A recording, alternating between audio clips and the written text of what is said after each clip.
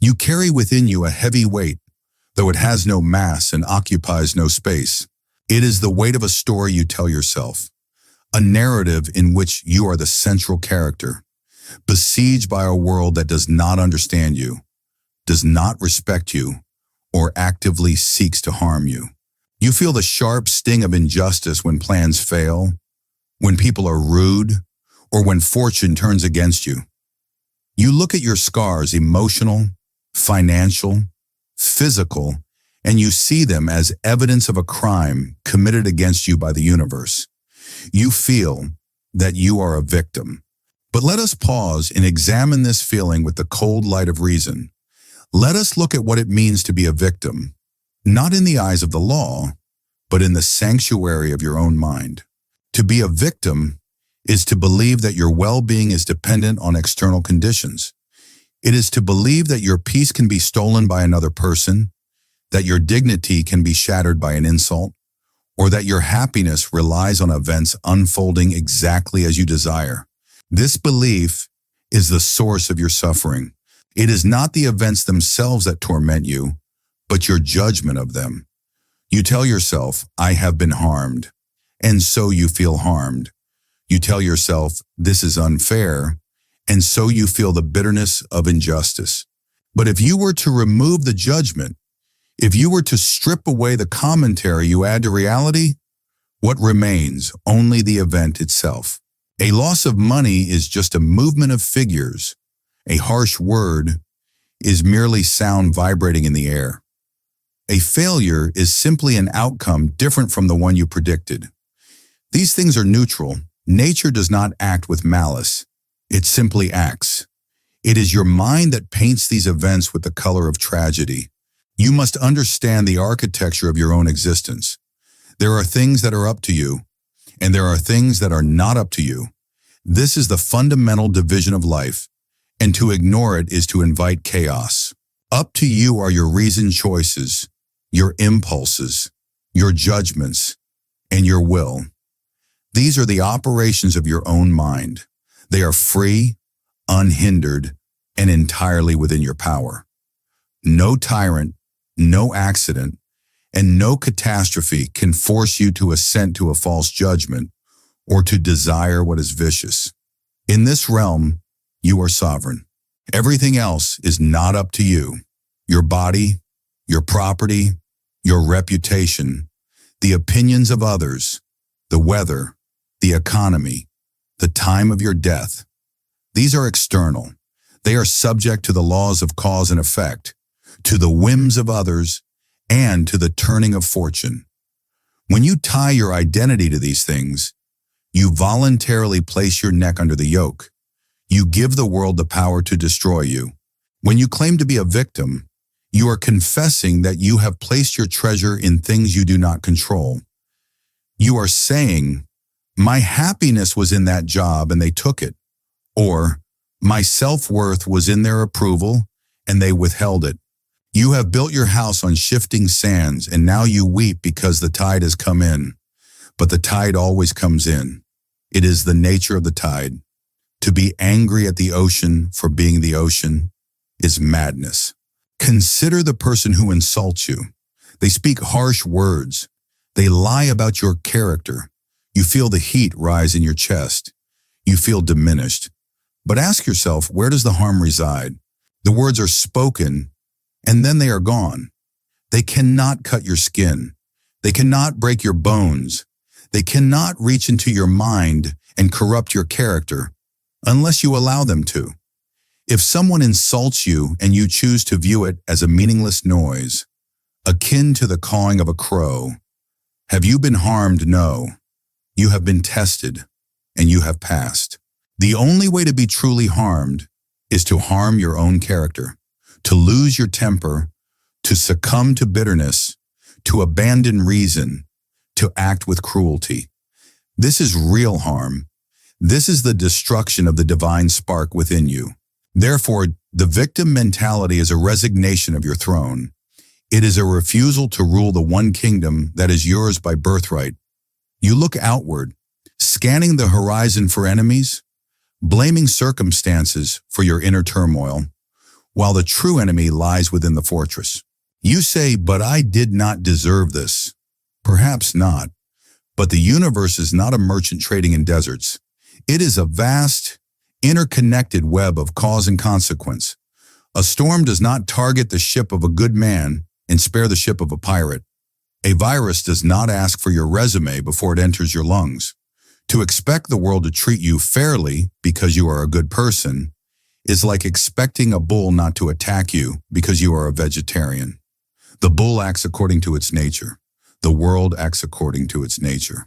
When you cling to the idea of what you deserve, you are arguing with reality. You are holding up a mental picture of how things ought to be and screaming because it does not match how things are. This gap between expectation and reality is where your anxiety breeds. Step back. Withdraw your assent from these exhausting judgments. Observe the situation as a physician observes a patient. Here is the wound. Here is the loss. Here is the obstacle. These are the facts. Now, what is the rational response? It does not demand complaining. It does not demand self-pity. It demands adaptation. It demands that you look at the resources you have, your intelligence, your endurance, your capacity for virtue, and apply them to the present moment. There is a profound freedom in realizing that you are never a victim of events, but only a victim of your own opinion of events. If you are fired from your employment, you have not been crushed. You have been liberated from a specific set of duties. If a relationship ends, you have not been destroyed. A chapter has concluded, and you remain whole. The event is the raw material. You are the artisan. You can take the heavy clay of misfortune and mold it into a vessel of strength. Do not confuse this with passivity. To accept that you are not a victim is not to become a doormat. It means you act because it is right to act, not because you are hurt. You defend yourself with the calm precision of a surgeon, not the flailing rage of a wounded animal. The victim asks, why is this happening to me? The sage asks, how can I use this? The victim sees a wall. The sage sees a training ground. Every difficulty you encounter is an opportunity to practice a virtue. A difficult person is an opportunity to practice patience. A loss is an opportunity to practice detachment. A danger is an opportunity to practice courage. If you view life as a gymnasium for the soul, then nothing can victimize you. Everything becomes fuel for your fire. But you must be vigilant. The mind is slippery. It loves the comfort of pity. I cannot succeed because of my upbringing. I cannot be happy because of my trauma. I cannot be calm because the world is too loud. These are comfortable lies. They absolve you of the labor of living. You must reject this comfort. It is the comfort of the grave. You must choose the difficult path of ownership. You must look at your life with all its imperfections and injustices and say, this is mine. I am responsible for how I navigate this. Consider the temporal nature of your suffering. Much of the weight you carry belongs to the past. You drag these corpses behind you, refusing to let them rest. But ask yourself, where does the past exist? It does not exist in the physical world. You cannot touch it. You cannot change it. It exists only in the library of your memory. To step out of the victim mentality is to accept the finality of the past. It is to say, it happened, it is written. There is no erasing the ink. To wish it were otherwise is to wish for the impossible, which is the definition of madness. Leave it where it belongs in the silence of what has been. Now turn your gaze to the others, the villains in your story. You view their actions as malicious attacks designed to ruin you. But look closer. When a person acts unjustly, they are acting according to their own judgment. They believe, in that moment, that what they are doing is to their advantage. They are not acting to harm you. They are acting to serve themselves. See them not as monsters, but as people who have lost their way.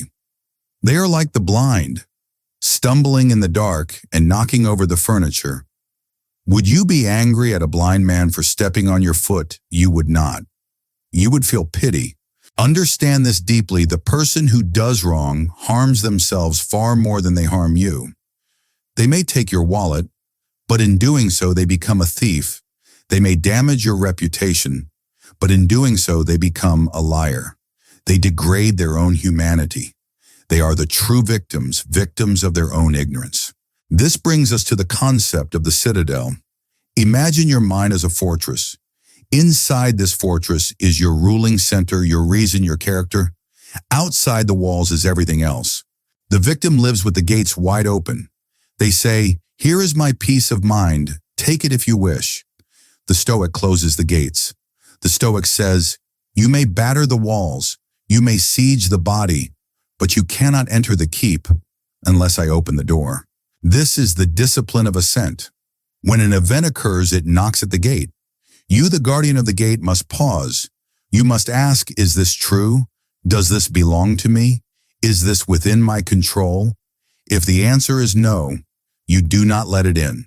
You may fear that this approach is cold, but reason is the kindest tool you possess. It cuts away the rotting flesh of self-pity so that the healthy tissue can heal. It is a scalpel, yes, and it may sting, but it saves the life. The world is a turbulent place. You must learn to swim with the current, not drifting aimlessly, but navigating with purpose. Every time you complain, you are screaming at the river. Reclaim your energy. Call it back from the past. Call it back from the people who have hurt you. Gather it all into the center of your being. This is your power. You must now confront a paradox. There is a strange comfort in the cage. When you define yourself as a victim, you are absolved of the burden of choice. To step out of the cage is to step into the terrifying expanse of total responsibility. It implies acknowledging that while you did not choose your circumstances, you have chosen your response to them every single day. This realization burns. It sears the ego. But this pain is the pain of birth. When you accept that you are the author of your own character, you realize that no one can write the next chapter but you. The pen has been in your hand the entire time. So, do not say that the world is unfair. The world is indifferent. Justice is not something you find in the street. It is something you build within yourself. If you want justice, be just. If you want kindness, be kind. The light shines from the inside out, not the outside in. Consider the events that you label misfortune. Life is your sparring partner. It will grapple with you. If you can make this shift in perception from "this is happening to me" to "this is happening for me to practice," you become untouchable. The very things that used to crush you now fuel you. Be the steel, not the wood. This requires a relentless discipline. When an event occurs, stop. Catch the judgment before it takes root. Separate the event from the story. The event is, the train is late. The story is, my day is ruined. Reject the story. Keep the event. You may think this requires a strength you do not have. You are wrong. You have endured every moment of your life up to this point. It is only when you drag the future into the present that you collapse. Can you bear this specific moment? Yes. Can you endure this specific pain?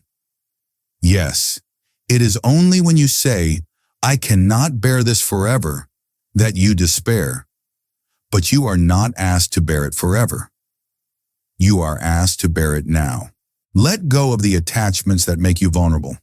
You have tied your happiness to a glass vase, and then you are shocked when it shatters. Hold your possessions, your relationships, and even your own body loosely. They are on loan to you from the universe. "I have returned it," says the Stoic, not "I have lost it." You are not a victim. You are a rational being, a fragment of the divine fire. Everything else is noise. Everything else is shadow. Stand up. Shake off the dust of your grievances. Look the world in the eye, not with aggression, but with the steady gaze of someone who knows who they are. Look at the horizon of time. Think of the millions who have walked this earth before you. In the face of this vast rolling ocean of existence, does your specific trouble truly warrant such despair? You are a brief spark in an infinite darkness. Do you wish to spend it smoking and sputtering in self-pity? Or do you wish to burn clearly and brightly? You must cultivate a relationship with necessity. When it rains, align your will with the rain. When you are stuck in traffic, align your will with the stillness. By practicing acceptance in small inconveniences, you build the muscle to bear great tragedies. And finally, let go of the need for your suffering to be acknowledged. You want a witness, but the crowd is distracted. Be your own witness. Silence the internal lawyer who is always building a case for your misery. Dismiss the jury. The trial is over. You are free. Walk out of the courtroom and into the sunlight. This moment is fresh. Will you use it to reenact an old tragedy, or will you use it to begin a new work? The door is open. The chains are imaginary. The power is yours. You are not a leaf blown by the wind. You are not a victim of the storm. You are the watcher of the storm. Peace is not found in a calmer world. Peace is found in a steadier mind. Go now and build that mind.